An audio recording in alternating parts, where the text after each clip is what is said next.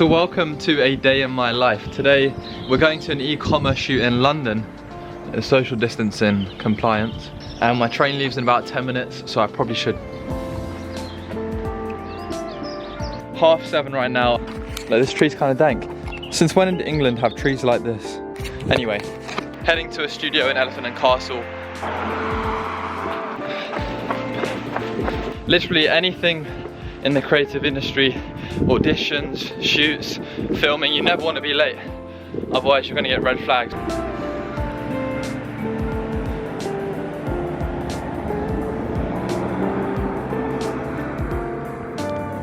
And it's going to be much like the sort of shoot you see for like men's fashion wear, white background, modelling clothes, and I'll explain my modelling journey and how, you know, I'm not quite cut out for it a bit later, but I still get work every now and then. Like, modelling is one of the hardest things that I try to do.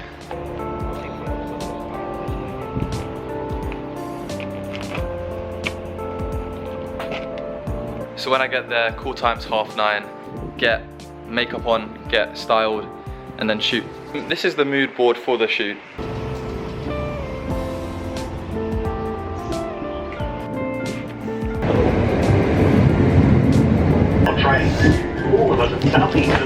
These are dusty.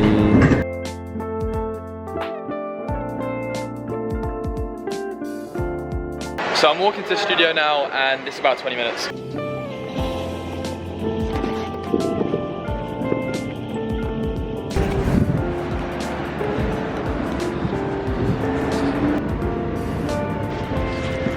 So my modelling journey. When I was in sixth form, I got signed to an agency called Named. I literally applied, they said yes. And then I did a few gigs, was in a few magazines, nothing too big. Like, I went to a few castings. And I kid you not, the people at these castings were like 6'4", chiseled. And I was there like, oh, please cast me.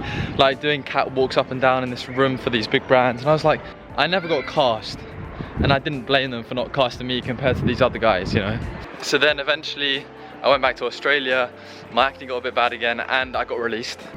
And then once I got released, I got contacted by a mother agency, and they normally help you get an actual agency, and they said, we'll take you on. I was like, cool, innovation. And then they sent me up with a few meetings with some other agencies in London, like Nemesis, and basically, they're always interested in me. And then I go there, and they see I'm 183 centimeters, and they're like, you're too small. So that's the extent of my modelling journey. Now I just do a bit of e-commerce, casual stuff, nothing serious. So I'm just grateful to be doing something outside. Love the fresh air. Back at drama school in person in 2 weeks as well, which is huge because, frick, online learning is not the one. Like, I'm surprised at how much I learned this term from online learning, but if we had to do it again, I'd drop out. I do not want to do that again. Okay guys, so I arrived at the studio and I started to make my way in. Obviously I was about to meet the team who I've never met before. So I get into this cool studio space, massive studio. Elliot, how you doing? Nice to meet you, mate. Elliot tells me he's doing the grooming. I take a look at the setup and he's got some very cool tools on the job, Elliot. He's got a TikTok and a YouTube channel, check him out. And then I went and got my hair and makeup done by Elliot.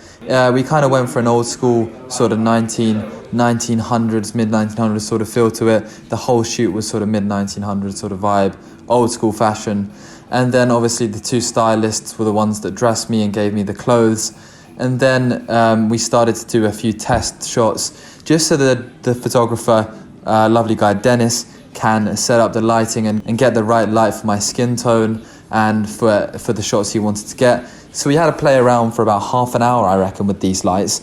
So, you know, obviously I'm quite pale skin, so he tried some warm lights, he tried some darker lights, tried moving around a few of the lights just to get the different vibe on me. And he obviously tried to eliminate the shadows from the backdrop. So we spent the first bit of the shoot kind of sorting that out. The stylist was obviously asking if I was cold. I said, no, I'm all good, thank you. Very cool blazer. She had a very, very cool blazer. So we continued to sort out the lights. And then we started to, you know, take a few pictures and all stuff like that. And if you're ever on set on a modelling shoot, every time in between a take or in between a set change, the stylist, like you see right now, will often come over and just sort out your shoes or sort out the tiniest thing or remove a crease or just make sure that your clothes sit in a certain direction. Like, everything is planned to perfection in these photo shoots. Like in Vogue or anything else, even though this wasn't for Vogue. I guarantee there's a whole team of stylists touching up your hair, your makeup, your shoes, the direction of your lace, all stuff like that within the space of the shoot. They nip in, sort you out, and then you have to be ready to go instantly again and take some shots. You know, serious business. Some cool little fruit bits on the side there. And then we had an outfit change. I was in the shorts and the vest top. We took some more shots in that outfit. That pose, but I want you to strengthen the pose and give me more space. Yeah. Here. Yeah, like even in the pockets and pockets. I think have pockets. Kind of put your hands in the pockets and then pull the trousers out. And then I managed to get a sneak peek at the monitor and had some direction from the photographer. So there was a cool shot we got, and there's 2 other shots that Dennis managed to capture. These obviously aren't the final products, they were a work in progress. I'll be releasing the final products very soon on my Insta. Here's a kind of live set and a live shot going on. And obviously Dennis was giving me some advice about poses, because in photography, he said what works really well is sort of the curves in the body and the S shape. So if you're an aspiring model or you're going to a shoot, feel free to just relax and completely play around with all the shapes. And just, embrace it. If you're going to lean, fully lean. That's what he told me, some great advice.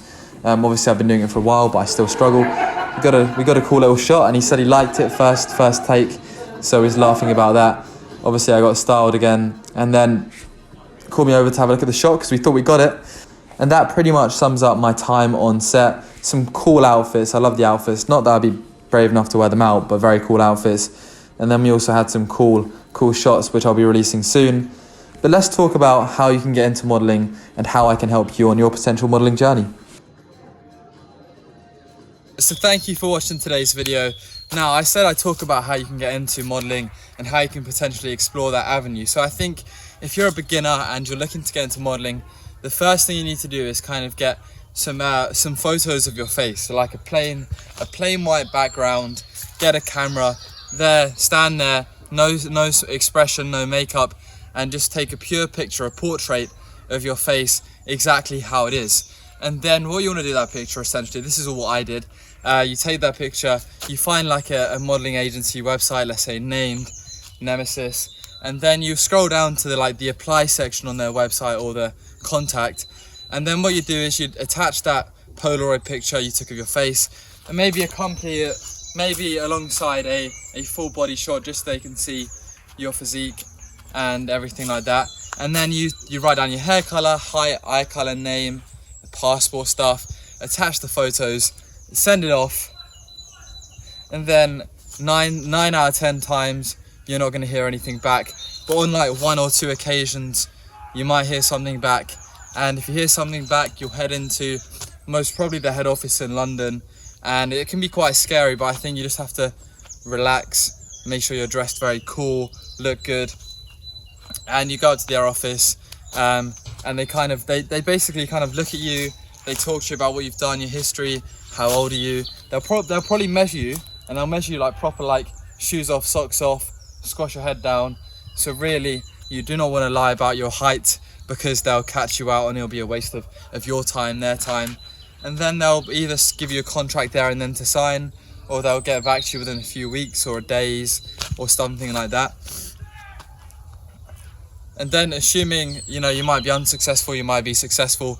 If you are successful, then the next kind of stage in your modeling career would be to build up your portfolio, probably by doing some editorials, some test shoots. That's all unpaid work. You get to work with some cool stylists, some cool fashion people, photos for your social media, build up your kind of network and magazine connections.